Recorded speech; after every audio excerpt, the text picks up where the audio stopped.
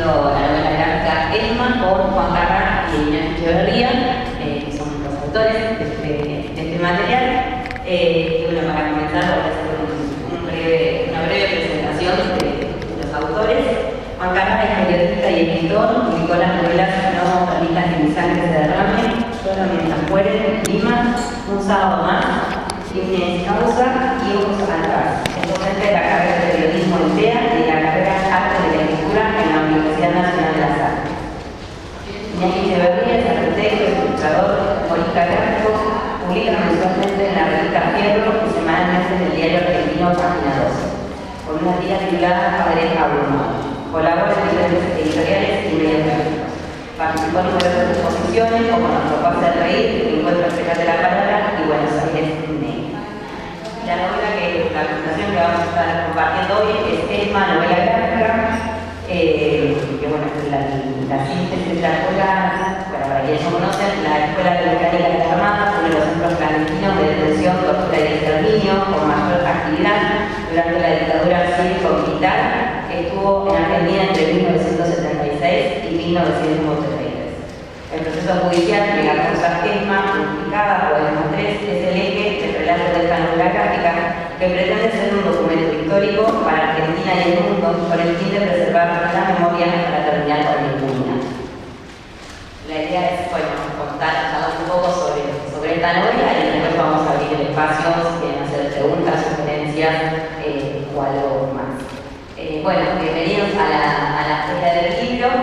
Y bueno, un poco podéis contar o contar por ahí en función de esta presentación, bueno, su recorrido como periodista y como ilustrador, cómo desembocamos, cómo confluyen en esta novela gráfica.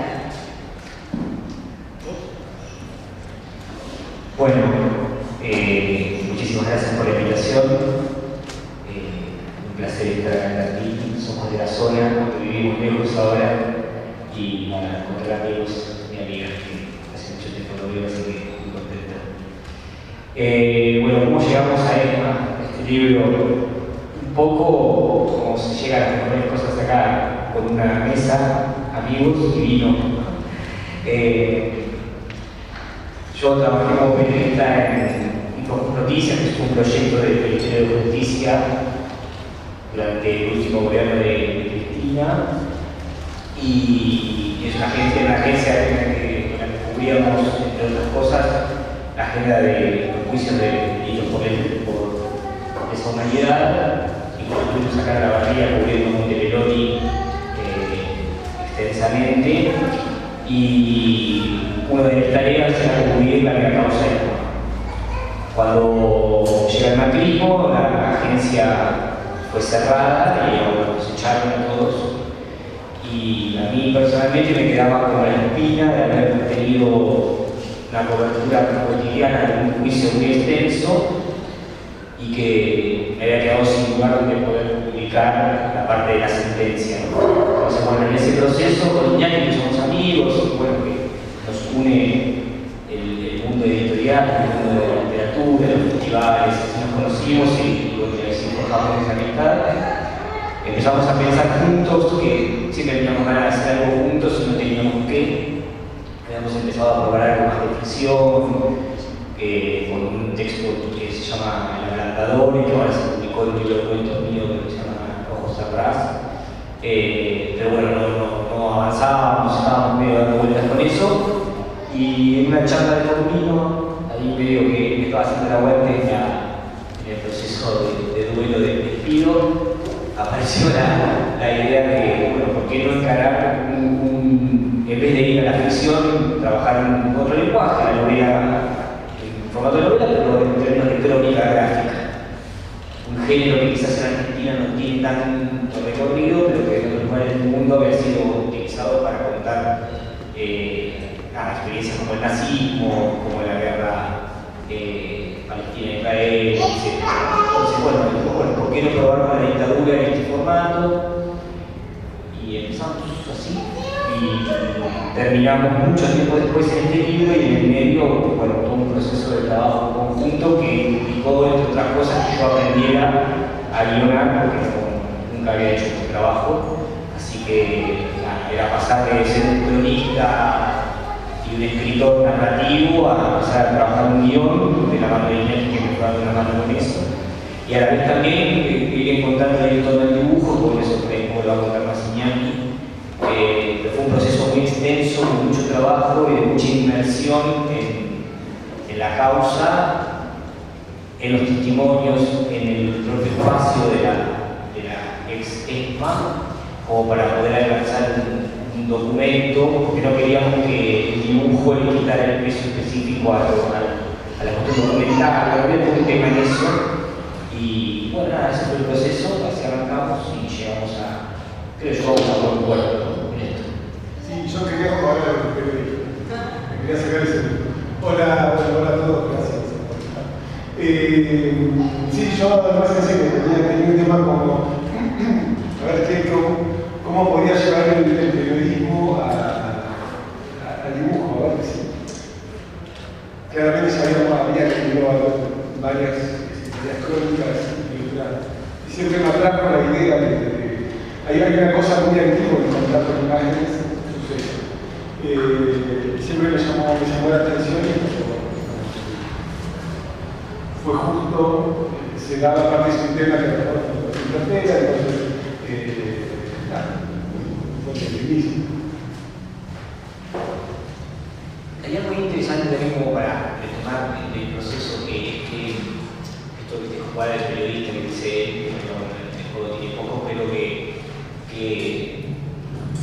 yo tenía muchísima reportería hecha, yo tenía un trabajo de reportería y de investigación muy extenso hecho, pero que en realidad rehicimos juntos con él, porque empezamos a trabajar en el territorio juntos, hicimos entrevistas juntos, o sea, no es que solamente nos quedamos con lo que ya estaba hecho, que podíamos haberlo hecho, pero ya había material para poder abordar el material, hacer construir un guión y que él dibujara en función de ese guión. Pero me parecía interesante o sea, el texto tiene como tres formas de abordaje, ¿no? Tiene por un lado la viñeta clásica, que funciona como un cómic clásico, después tiene unos separadores que son crónicas más clásicas con unas ilustraciones, y después tiene sobre el final lo que en periodismo llamamos pastillas, ¿no? Como son pequeños textos con dibujo que terminan de completar un universo informativo e infográfico, podríamos decirle, que completa todo lo que la viñeta no termina de narrar, ¿no? Como para contextualizar.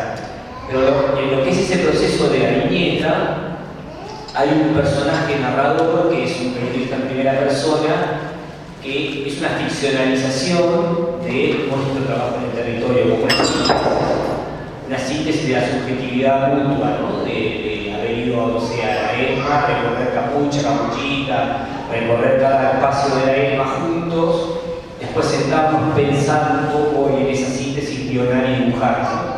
Un poco la idea es eso también, no limitarse a lo que uno escribía y lo que dibujaba, sino que había sensaciones que, a ver, hacemos una especie de terapia juntos. Es decir, en realidad, esa sensación que tenemos los dos, sobre todo y concretamente, lo que pone el recorrido del camino, que es solamente un recorrido por ahí.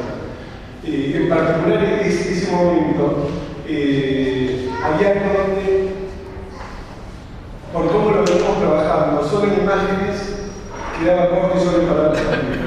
Es decir, hay un límite y hay un equilibrio que es muy interesante entre el texto y las imágenes. Que a mí es donde a mí más me interesa trabajar, ¿no? Entonces, por eso también quería traer en realidad al periodista. Cuando vos estás obligado de cierta manera a meterle cierto realismo, no en cuanto al estilo de dibujo, sino a la sensación, ahí el dibujo se transforma más en la pasión. Entonces, esa unión, llegar a esa unión creo que de hecho fue como lo más complejo y por otro lado natural, ¿no? Y eso es lo que es más interesante justamente de ilustrar crónicas, ¿no? de la crónica ilustrada. Insisto, a veces las palabras sobran y a veces sobran las imágenes. En ese punto es donde se para él o los creadores de una crónica gráfica. Y eso es cuando pasó el trabajo, ¿no?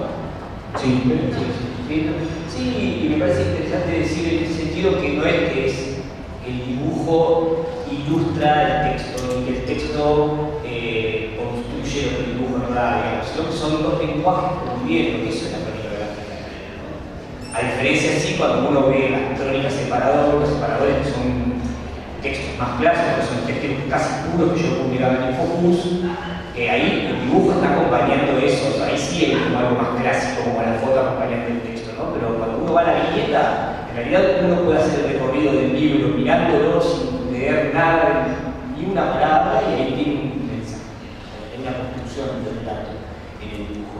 Y uno puede leer sin, bueno, es difícil leer sin mirar los dibujos, pero bueno, puede leer rápido, eso lo puede tener en el dibujo y también va a tener un relato, y las dos cosas a la vez también construyen el relato. Eso es muy difícil de hacer porque habitualmente el cronista que trabaja novela gráfica es uno solo. No sé si uno piensa en Joe Sacco, por ejemplo, ¿no? Que es el que hizo Palestina.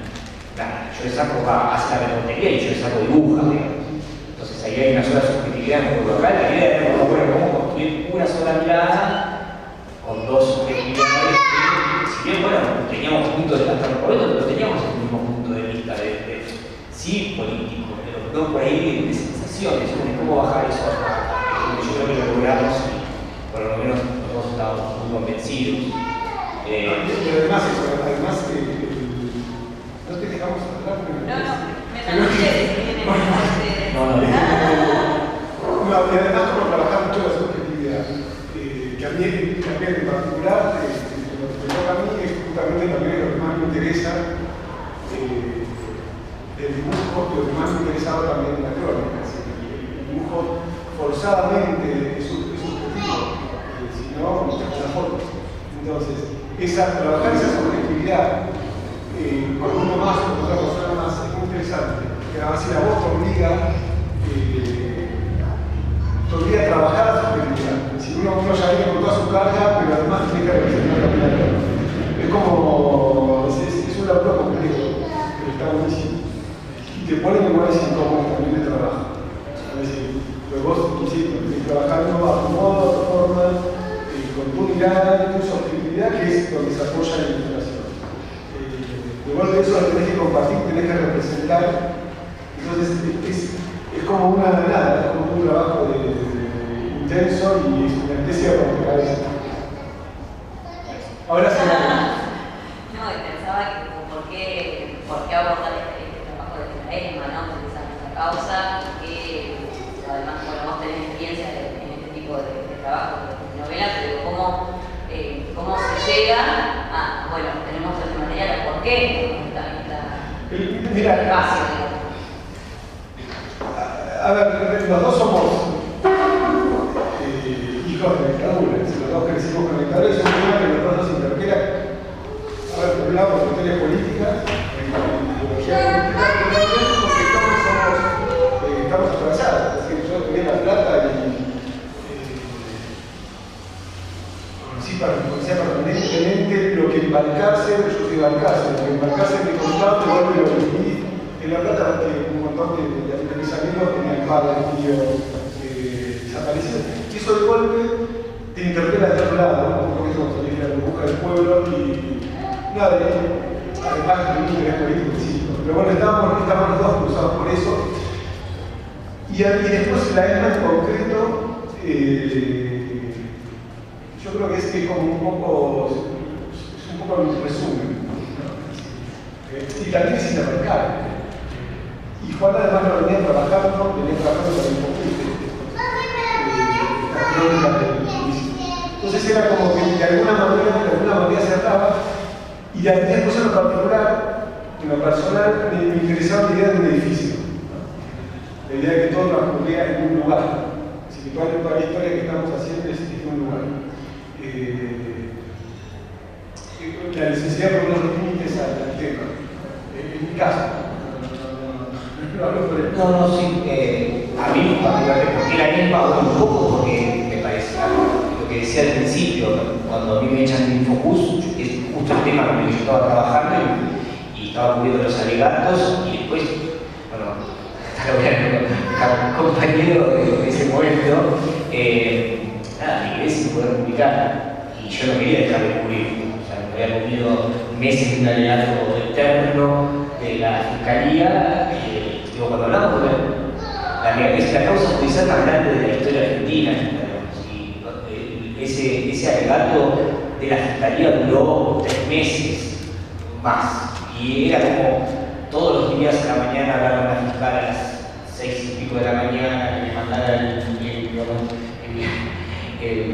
el tramo de alegato que iba a hacer, escribirlo previamente, ir a la audiencia, volver, publicar, todo eso así. Bueno, con Mercedes Osarelli tuvimos ahí una dinámica de la fiscal de la causa, una dinámica de trabajo, ella desde el punto de vista judicial, yo desde el punto de vista periodístico, de mucha cotidianidad. En ese marco también ella en un momento me da la posibilidad de acceder a cosas de la causa que estaban en la causa, estaban en la lista de todos los periodistas, pero que por supuesto es tan grande que nadie había todavía no estaba en la luz, que fue publicada por primera vez en el Focus en ese momento, una historieta que se había creado dentro de la propia ESMA, que la había logrado sacar un sobreviviente, y es uno de los capítulos del libro, se llama El Capuchino, la historieta. Cuando empieza a acceder a ese tipo de material, más allá del compromiso político y ideológico, también hay algo de lo profesional que empieza a interpelar, que dicen, che, loco, pará, están pasando en todo el país estos juicios que son fundamentales para la reconstrucción histórica, para la reconstrucción de la memoria. Nosotros en algún punto, nuestro Ñuble, podemos decir, o más importante aún todavía, porque eso en nuestro país, cuando por tribunales civiles, a los genocidas, y no son parte de la agenda, ¿no? O sea, no sé, nosotros porque nos dedicábamos a cubrir de la agenda judicial, pero también a mí me interesaba eso, me interesa eso todavía, seguir diciendo, bueno, acá hay mucho para contar. Esos expedientes están repletos de historias mínimas que son representativas de un genocidio. Y entonces ahí también aparece la idea de, bueno, ¿por qué la ESMA? Bueno, la ESMA es una excepción dentro del aparato represivo del Estado, porque al interior de la dictadura hay un proyecto político particular que hay una macera, digamos, ahí hay toda una serie de cosas que suceden como el trabajo esclavo, hay un montón de cosas que suceden al interior de la ESMA concentradas en un edificio. A mí particularmente, que yo había leído muchísimo durante mi vida sobre la ESMA, miles de libros, y yo sabía lo que era capucha, capuchita. El día que entré y lo vi, no lo podía creer. No podía creer que fuera tan chiquito todo, no podía creerlo, digamos. E insisto, me pasaba que vos me preguntabas, yo nunca había ido, porque viviendo en Manuel, nunca había ido al sitio, y me lo imaginaba muy grande, no podía pasar que tanto horror sucediera en un lugar tan chico, ¿no? Y bueno, nada, desde que lo vi, dije, no, esto no puede ser. Y cuando me empecé a internalizar más sobre la causa, me parecía que el lenguaje de la viñeta, yo soy muy fanático de los cómics, de todo tipo, de los superhéroes a la novela gráfica, me parecía que la viñeta era un espacio para contar algo que nos permitió también entrar otro tipo de público a la lectura y mostrar otro tipo de cosas y sumar un lenguaje más a la construcción de memoria desde la narrativa, en este caso narrativa gráfica. Un poco eso, la misma también fue porque lo que teníamos a mano, vamos a ser sinceros, porque si no, yo me decía, bueno, me encantaría hacer uno sobre Campo de Mayo también, que es una particularidad, espectacular, no sé, en su momento cuando hicimos también con Laureano y el de Focus, todo el especial de Montepeloni, o sea, hacer una historieta sobre Montepeloni sería alucinante, porque también, no sé, cuando fuimos a trabajar, cuando fuimos por primera vez a ir al monte, te quedas en ese momento trajimos nosotros también una dibujante, nuestra compañera Kiki, allá de Focus, e hicimos dibujos del juicio, y bueno, también fue polémico, ¿viste? Porque no todo el mundo estaba dispuesto a aceptar que se podía dibujar sobre ese tema. Así que cuando encaramos ESMA también cargábamos con este cagazo, podemos llamarlo en términos técnicos. Decir, bueno, ¿cómo va a ser recibido esto por los sobrevivientes? ¿Cómo va a ser recibido esto? Que son temas delicados, ¿viste? Entonces, bueno, ahí nos ayudó mucho pensar quiénes son las personas que hablan también dentro del texto, ¿no? Eso, bueno, me parece importante cargar Cristal, que es una persona muy respetada, por los sobrevivientes, que ella es el prólogo, es una variedad que hace que el libro después entre a este mundo de la mano, ¿no? Y sí, después ya que lo presentamos en la propia ESMA, haciendo el recorrido del museo, proyectando viñetas animadas en las paredes, no sé, por lo 100 personas, ese recorrido un sábado, sobrevivientes que nos acompañaban en ese momento y que veían el laburo de nuestros sobrevivientes que no eran parte del libro, porque también es eso, el libro es un recorte minúsculo de lo que es. Y elegimos tratamos de elegir casos no emblemáticos. Si bien por supuesto está Bollo, tiene que estar.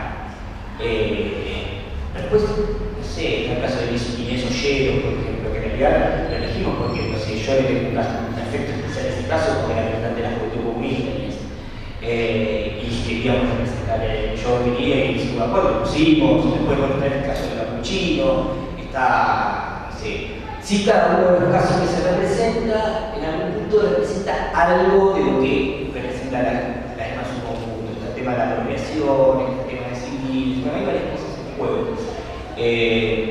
Pero bueno, nada, en algún punto la ESMA es la dictadura en una dictadura, ¿no? Como un pequeño tumor en el gran cáncer.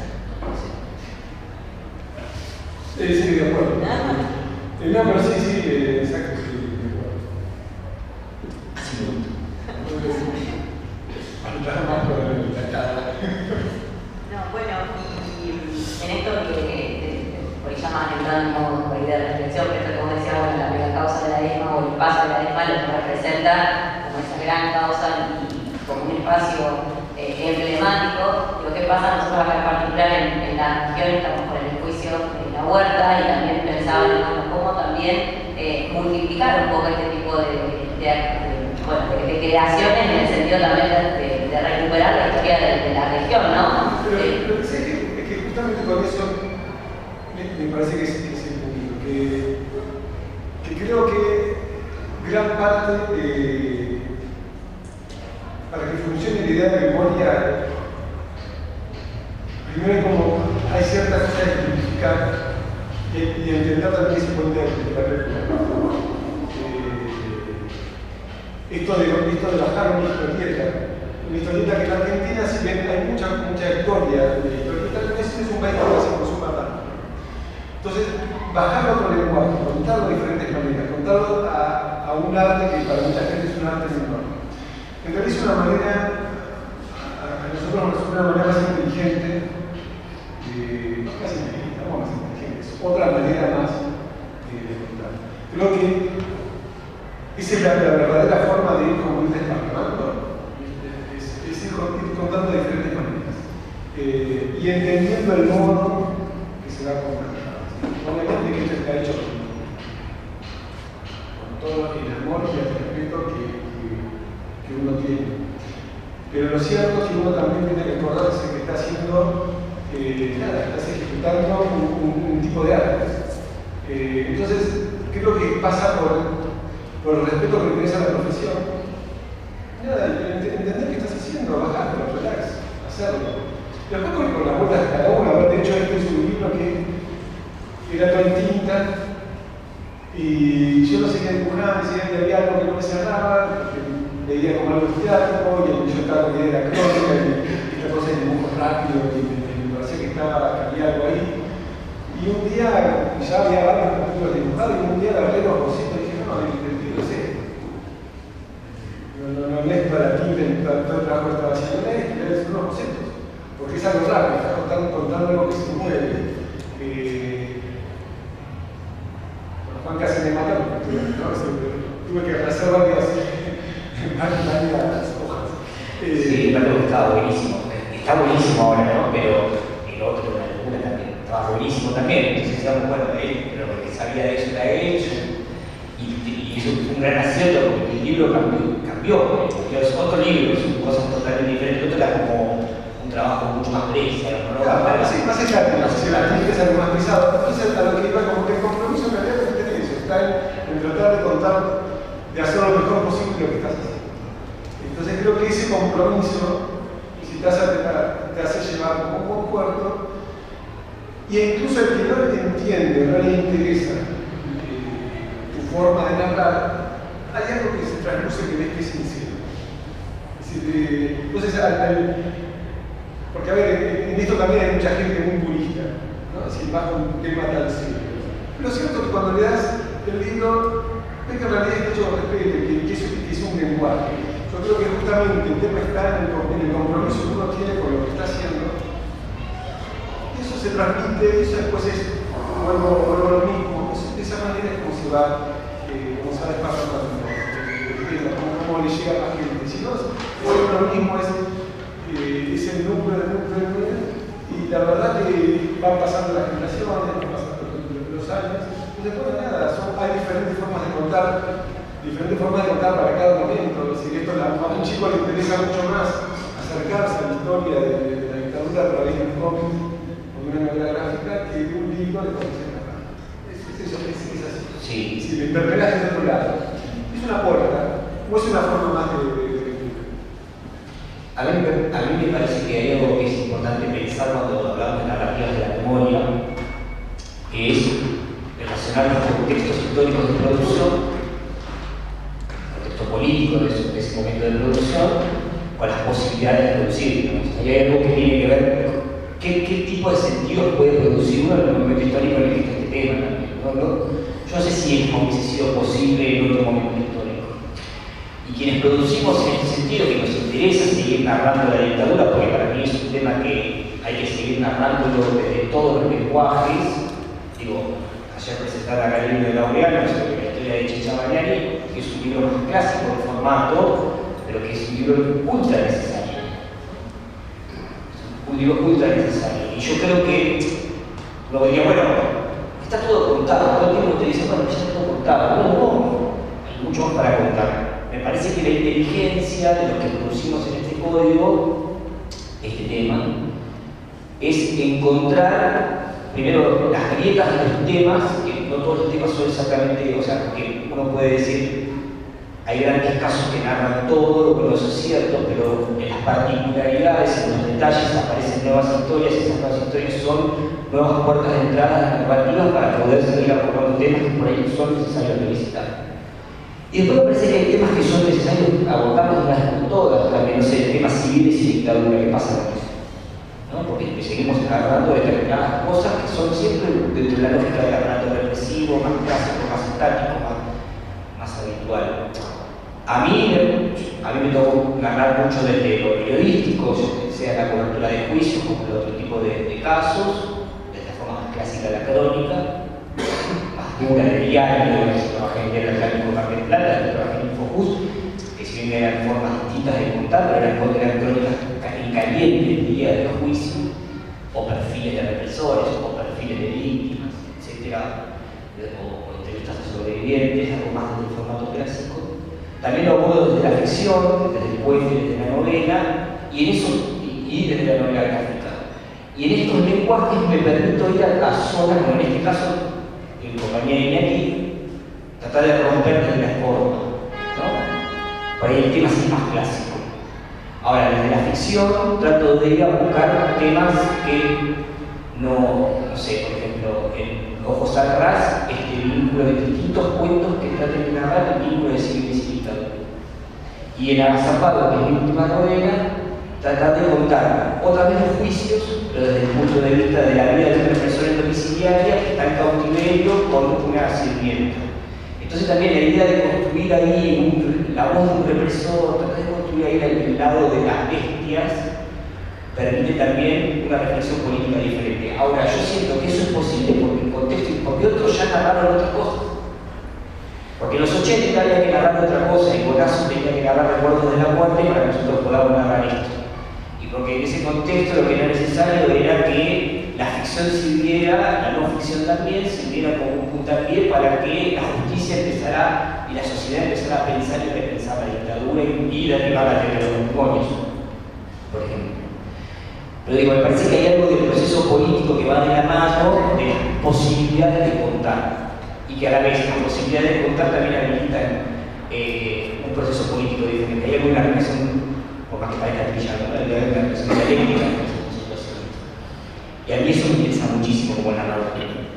empieza a pensar, bueno, ¿qué pasa ahora? ¿Qué hay que contar ahora? No sé, pienso en los libros de Félix Musone, que son libros totalmente diferentes del abordaje de la dictadura, que creo que la condición de producción de ese libro, siendo Félix un hijo de desaparecido, permite, le da posibilidades de contar cosas que otros no pueden contar, con un desparpajo que otros no pueden contar, porque puede abordar el tema desde una legitimidad que otros no tienen.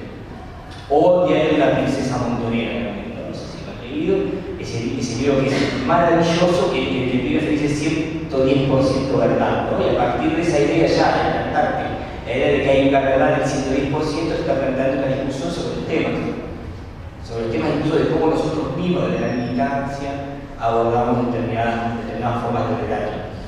Digo, creo que las narrativas de la memoria son muy ricas y que tienen infinita posibilidad de producción, pero que solo se vuelven interesantes cuando no se cristalizan y empiezan a encontrar en el proceso histórico y político nuevas formas estéticas, artísticas.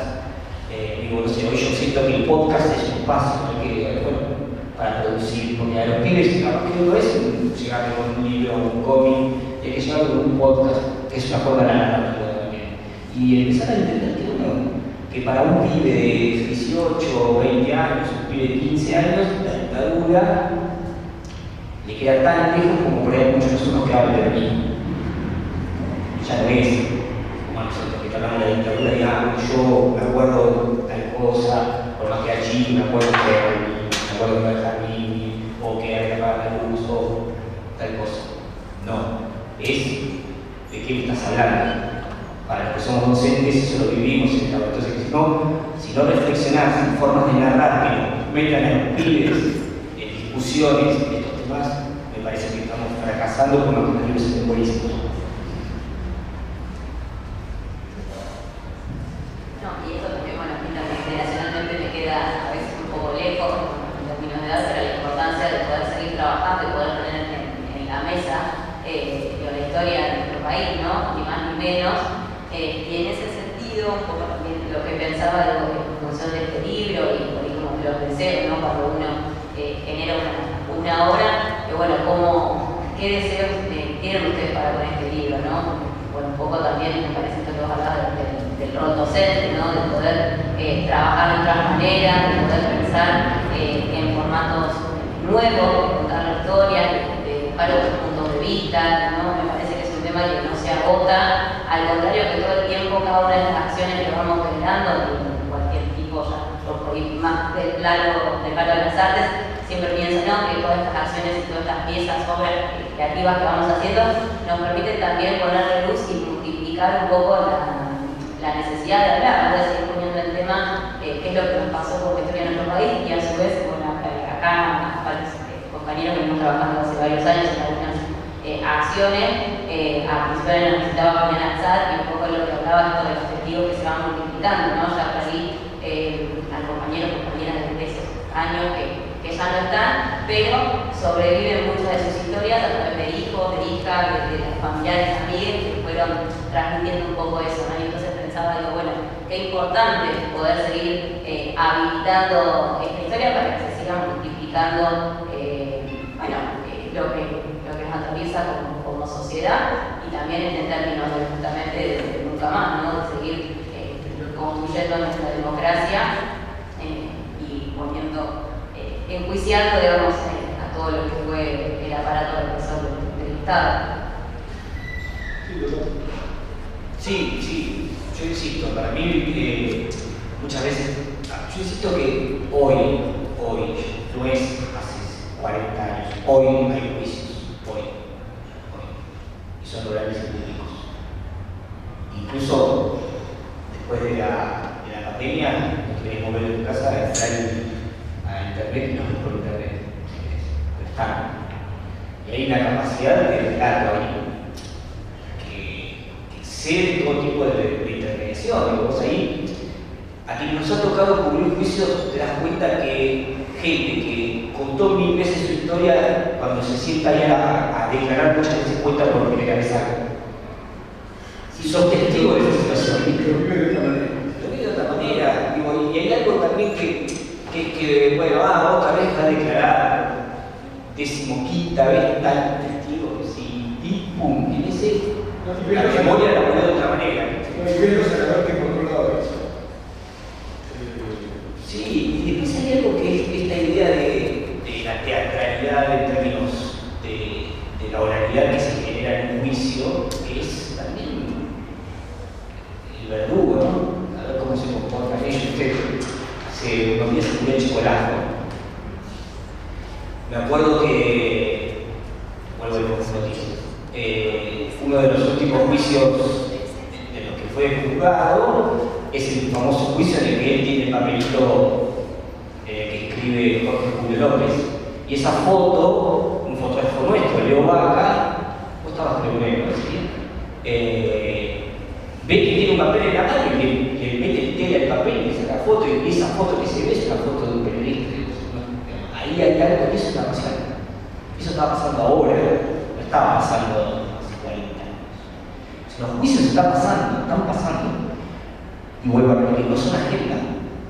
No son agenda. Salgo con tantas veces página 12, pero después les pido, busquen en los medios de comunicación cuando encuentran una nota. No sé, pasará a ustedes acá, cuando el diario de Landín, habiendo un juicio, saca una crónica extensa respecto al juicio que está sucediendo. Quizás hay un pirulo o algo, pero realmente ni siquiera. De hecho, la escala, a ver, Juan ya venía, te decía, ya venía trabajando con esto, realmente no, y trabajando con el juicio de la gente. En realidad, el primer contacto con el juicio de sí fue ese día de la sentencia. Ese día fue como el día que me di cuenta la escala. En realidad, ahora sí venimos hablando, de hecho, en un capítulo vamos a hablar de la fiscal, de impactante, la cantidad de bibliotecas y bibliotecas, era impactante eso.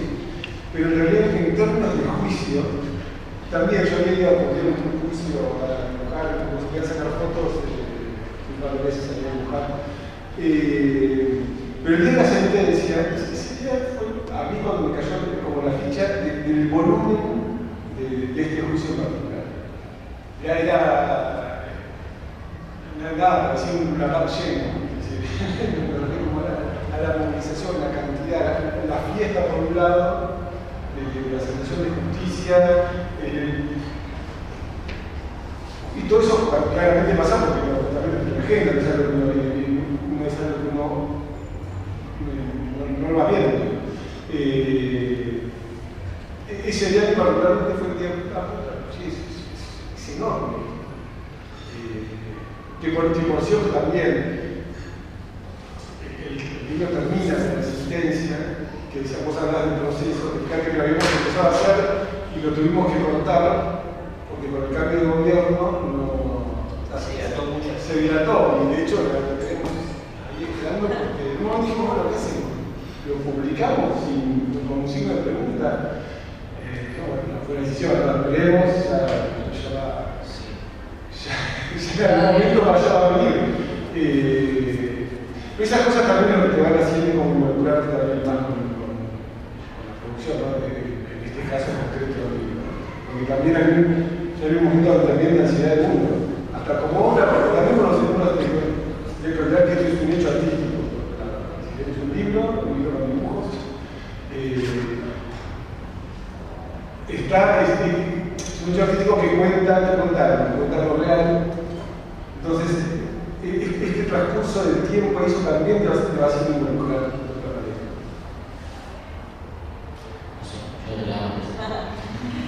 No, por ahí, sigamos charlando, pero por ahí abrirse ahí alguien que tenga ganas de hacer un comentario, preguntas. Sí, allá. Sí, yo estaba pensando, recién que hablaba de la cuestión de la estética, y cómo la estética en realidad habla de una sensibilidad de una época y de un hecho, ¿no? En concreto, con su labor periodística, pero también con su labor artística, digo. Hoy en día la importancia de sensibilizar respecto a estos temas, ¿no? ¿Qué piensan al respecto de eso? Cuando hoy en día, por ejemplo, también digamos como que hay un renacimiento de estos discursos negacionistas, ¿no? Sí, yo no esté en desacuerdo con vos con lo que tengo que decir, pero yo, la idea de relanzamiento de discursos negacionistas, estoy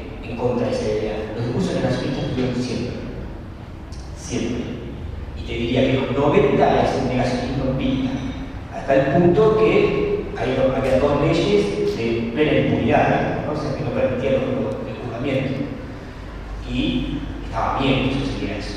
O sea, y era un discurso más negacionista incluso que ahora, porque ahora uno puede identificarlo con claridad. En ese momento era, bueno, la sociedad avalando que el Parlamento sacara dos leyes que impidió el juzgamiento hasta 2003, bueno, en el caso Poblete era la cadena de constitucionalidad de las dos leyes, ¿no? La audiencia del punto final.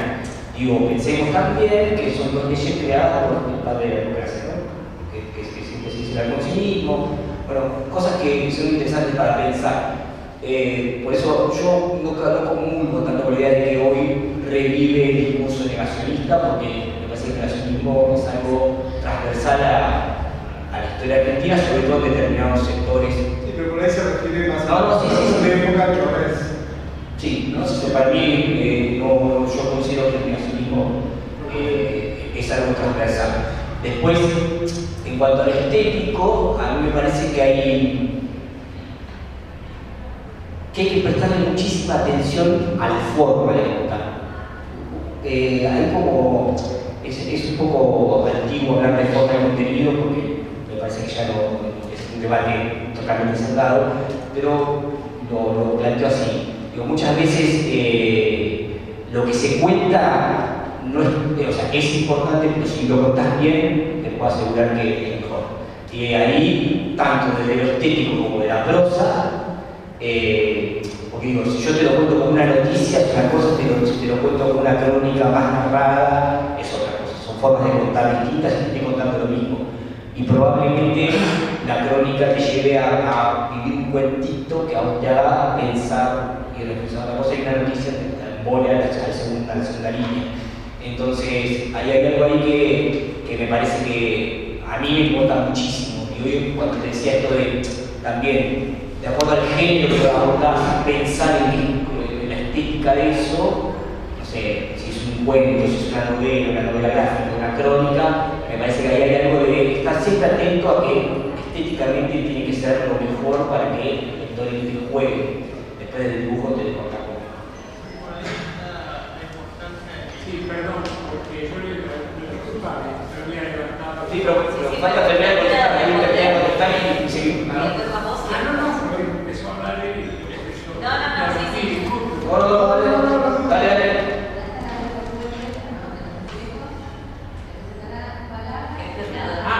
Bueno, me da la palabra. Yo pienso como Bodleian, cuando habla de Foucault, desde el punto de vista microorgánico que minimiza un poco los temas. Yo creo que lo que hay que considerar que en este momento hay que ver lo macro de lo que sucedió, no lo micro. No solo, perdón, me parece muy bien que haya escrito ese libro, que es un testimonio de tu forma de pensar, pero creo que tenemos que ver toda la situación. Hoy es lo que sucede con la lucha disipada de Félix Guattari, que hizo el Rizoma con Deleuze, entre otros, y creo que ahí hay una minimización al estilo que dice Bodleian. Yo creo que tenemos que ver todo lo que sucedió de un lado y del otro para llegar a un equilibrio y pensar en adelante, porque seguimos como lo que quiero decir es que esto es muy importante. Antes de digamos, la dirigencia que gobernó este país, digamos a una fecha, hasta la mitad del siglo XX, se mataron proletarios, federales, gauchos, porteños, pero pensaron en un país. Hoy no estamos pensando en un país. Tanto es así que se arman conceptos abstractos, formateados, y son los conceptos que nos dividen más. Y lo digo de los dos lados, voy a decir de los pueblos originarios y voy a decir el concepto narcocapitalista. El concepto narcocapitalista es otro elemento formateado. Y eso es lo que nos sigue generando los problemas, en lugar de pensar en adelante. Pero reitero, me parece muy bien que escrito que hayan escrito ese libro, porque hay que tener, digamos, distintas miradas, pero tenemos que buscar algo más sólido. Bueno, ahí tenemos sus opiniones. Sí. Sí,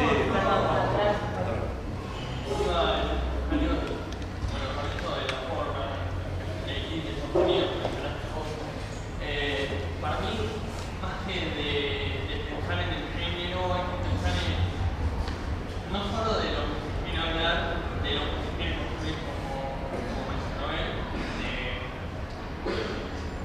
se quiere una visión de un proceso, pero desde varios puntos de vista, que es tan importante que tiene la visión en micro para construir algo macro, sino también pensar más en a quién apuntamos con lo que queremos contar.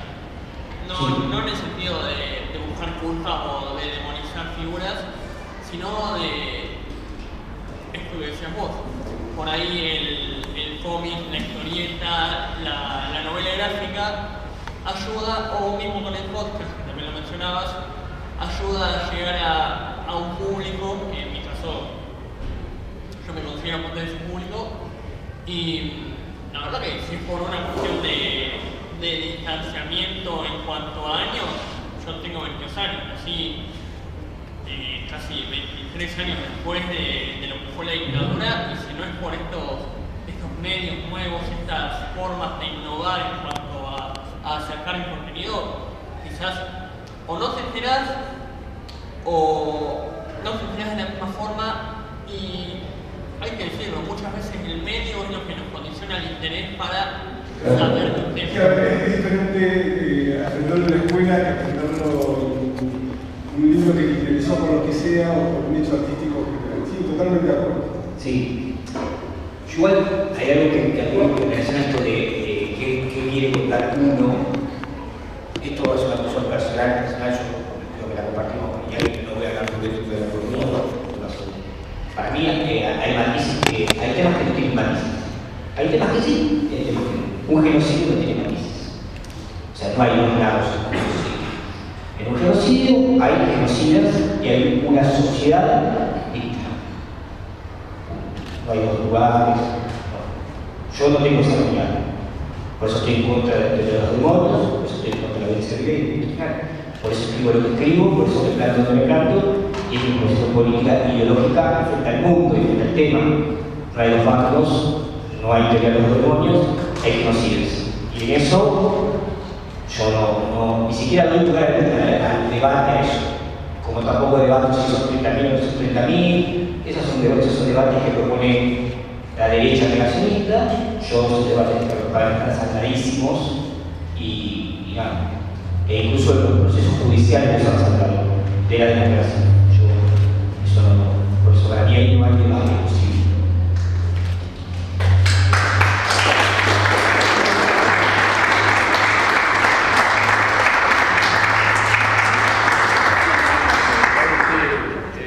Una cuestión que quería